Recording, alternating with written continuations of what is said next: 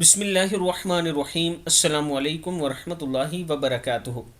عابد راجہ channel کی طرف سے آج میں اپنے دوستوں کو بتاؤں گا کہ اللہ کے ہاں مقبولیت کیسے ملتی ہے۔ تو شروع کرتے ہیں۔ بسم اللہ الرحمن الرحیم۔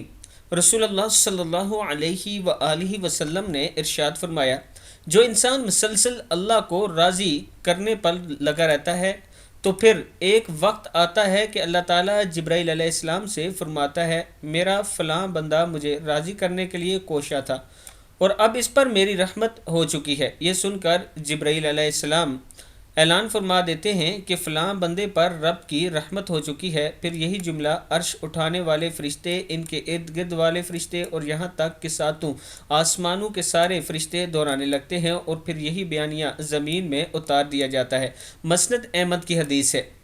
اللہ ہمیں بھی اپنے ایسے بندوں میں شامل فرمائے اور اللہ تعالیٰ سے توبہ استغفار کرتے رہا کریں اور اللہ سے ہمیشہ یہ دعا کیا کریں کہ اے اللہ تو ہم سے راضی ہو جا۔